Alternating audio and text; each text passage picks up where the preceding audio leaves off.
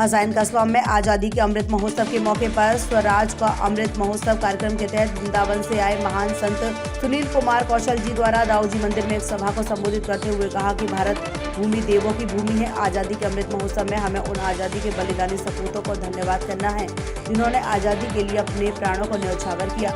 उन नारी शक्ति युवा शक्ति के साथ उन सपूतों को याद करना है जिन्होंने आज़ादी के लिए अपने प्राणों का बलिदान संघर्ष करते करते कर दिया। भारत एक महान देश है जहाँ पर हर व्यक्ति बुद्धिजीवी है। अब डरने की कोई बात नहीं है।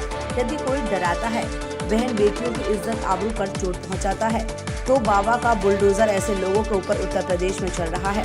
यदि किसी को चुनना है तो शेर को चुनो, शेर की परख कर ही चुनो जो भारत के मानचित्र को पूर्ण करने में प्रयासरत है।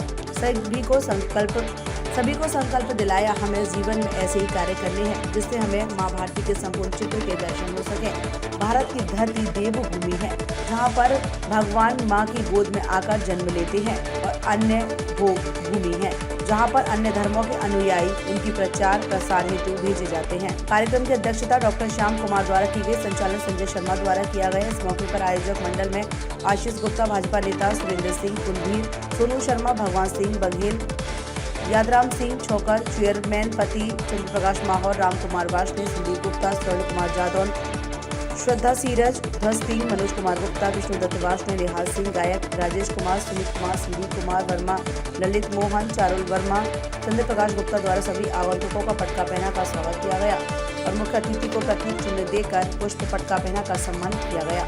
हसैन से सुरेश सविता की रिपोर्ट। मंदिर पे आज प्रोग्राम हुआ है, महोत्सव हुआ है, इसके बारे में क्या क्या जानकारी देंगे आप? जो जय सिया राम। सबसे पहले तो मैं आपके चैनल के माध्यम से पूरे देश को स्वतंत्रता के 75वें वर्ष पूरा होने के उपलक्ष्य में बधाई और शुभकामना देना चाहता हूं। और आज से नववर्ष भी शुरू हुआ है, 2022 की भी बहुत बहुत शुभकामनाएं। सब लोग स्वस्थ रहें, आनंदित रहें।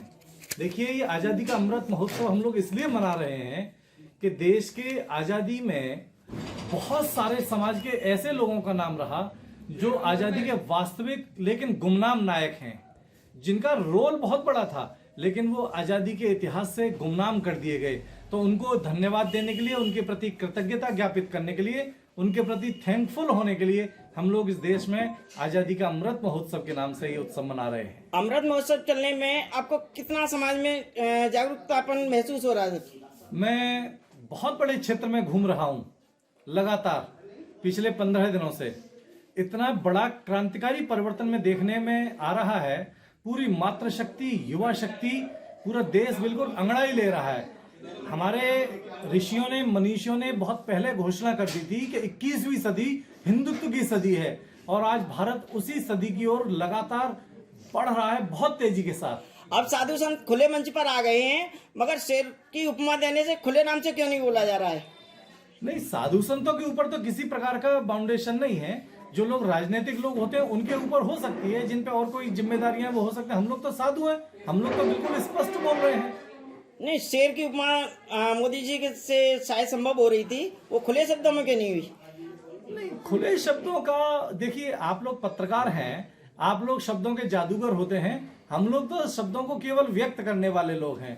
समझने वाले समझ गए, ना समझे वो अनाड़ी हैं। ठीक है, जय श्री राम। धन्यवाद।